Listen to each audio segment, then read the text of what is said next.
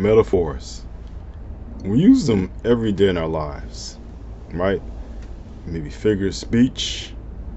It could be used in our writing, such as fiction, and also just everyday conversation.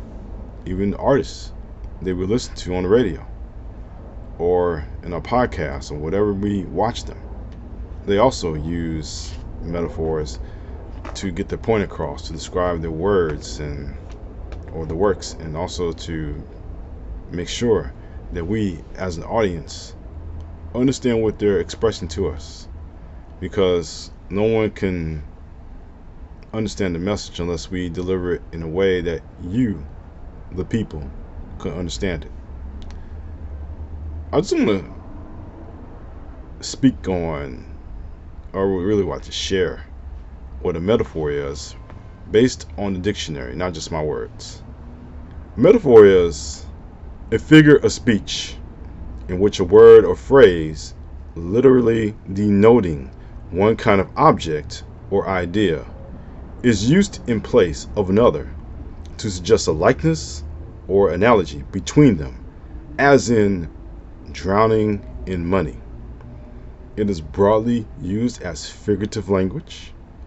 You can compare that with a simile, which uses the words like or as. A second definition is an object, activity, or idea treated as a metaphor, along with the symbols, and that's about it. I wanted to share that with you because when it comes to writing metaphors, it is that idea that we are sharing with the audience and hoping that you will get it. For example, in my story, Storm over South Central, which is the title story of the book named the same, Storm over South Central, there was a cloud of blood that hovers over the community. And if you know the history in the 80s and early 90s of South Los Angeles, you knew exactly what took place here. Now, I would suggest that that cloud of blood may represent one thing.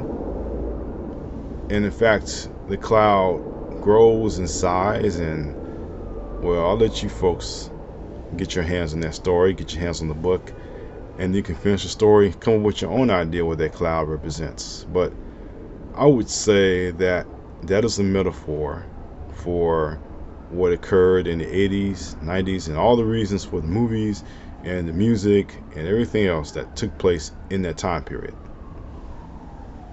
Much like Mr. Rod Serling in The Twilight Zone.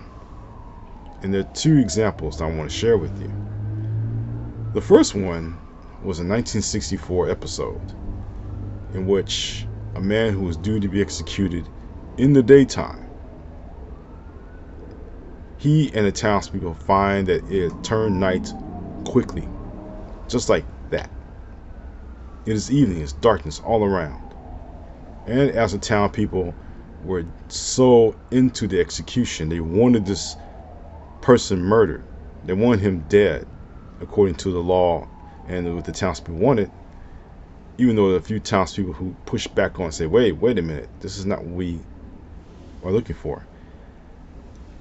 The man is executed, but the townspeople suddenly realize that there's darkness all around their town, and eventually, at the end of that story, it has spread past the town in ways that you would not even imagine.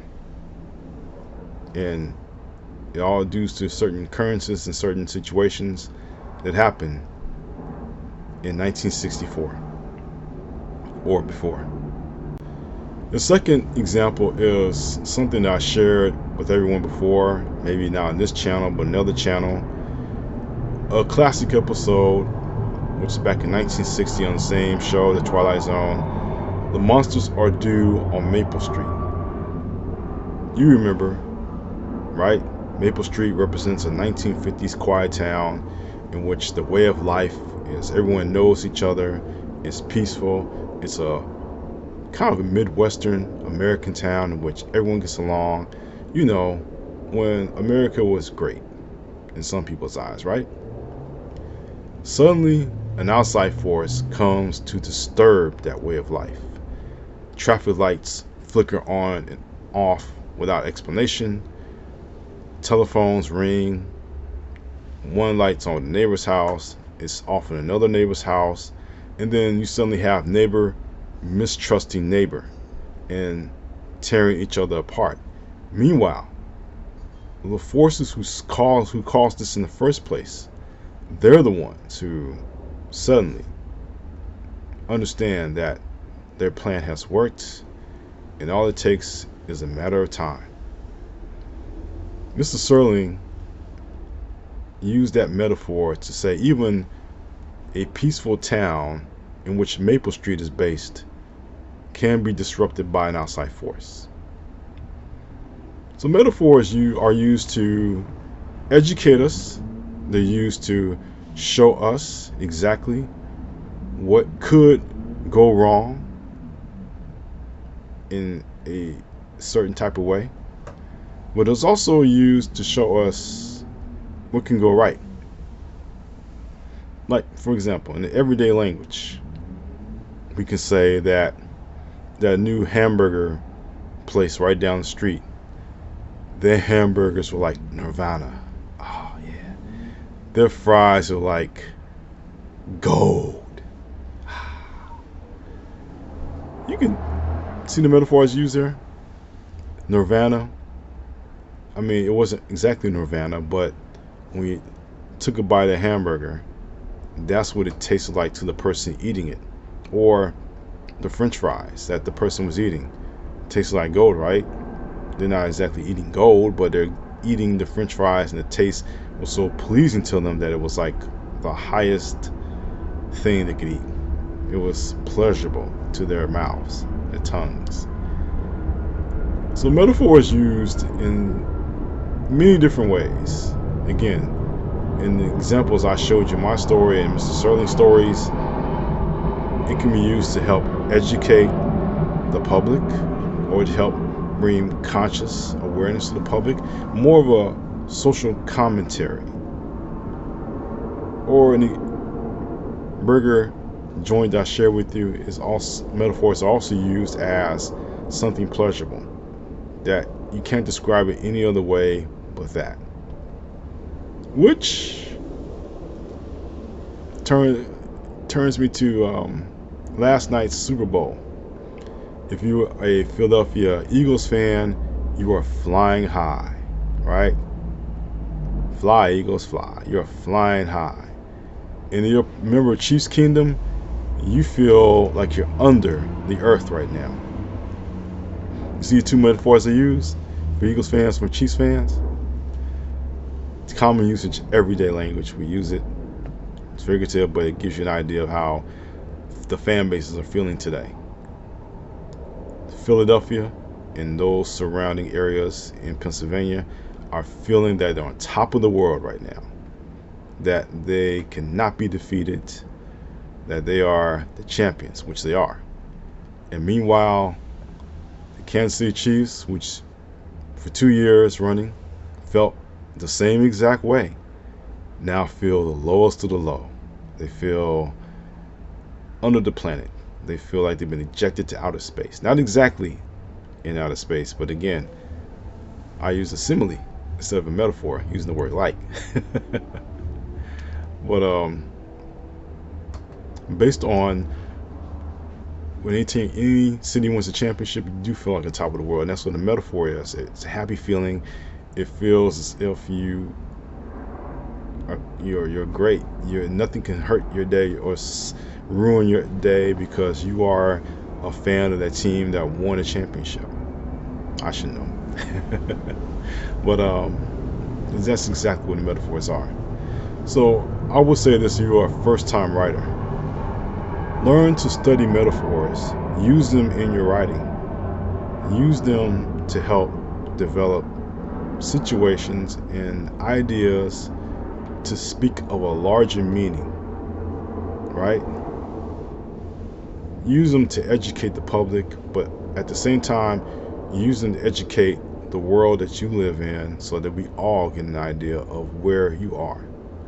Because if you try to share exactly where you live or how you're living, we won't get it unless you use a metaphor to describe how you are, to describe your way of life, to describe the area that you live in, the town, the life that you live. If you want to do that in your writing, use a metaphor. Throw in maybe a couple to show us exactly how you're living. For example, Storm over South Central was my response to living in South LA in the 80s and 90s and having to hear about the gun violence, the drug deaths, all of the media attention on this wider community, and young people my age, or depending if they're younger or older, even babies, facing certain death every single day. And the way that I can reach the audience of that time is to write about a cloud of blood or a storm of blood and the effect it has on the community and the community at large. The same way that Mr. Sterling in The Twilight Zone uses metaphors to show us that fear can kill and that hate can black us all out. So I just hope that the use of metaphors will help you in understanding to become a better writer, but also in our everyday language, how metaphors used to help us communicate with one another and to help get us closer together, I guess, in terms of telling our stories, in terms of saying, describing our world around us, or even our neighborhood, places, or even ourselves. When I talk about that burger place and how they make you feel. So I just hope in your writing, if you're a beginning writer, that you start to use metaphors, to do your research on them, and then just try it to apply them in your everyday life. Or if you happen to say them and you recognize it, write it down or type it out, and then you have a folder of metaphors so that when you want to use them in your writing, you'll be able to use it and not just on the top of your head. Excuse me. Must have been something I ate. Well, we want to thank each and every one of you for your time sharing with me. I hope that I said something to help educate you. I hope I said something to help get your interest in the metaphors and use my examples. But again, if you're a beginning writer, use them as a tool to help you with your writing. But if you're not a writer, I hope that you understand that we use this in everyday language and that they're abound. And even though Kendrick used his metaphors last night in his halftime show, which people are commenting still even to this day, even to right now, I would like to say that metaphors are always a part of our lives and not just limited to artists. With that being said, I wish you all the best. Have a good week wherever you are. But more importantly, have a good day, evening, and wherever you are, please watch yourself. As always, in closing, take care.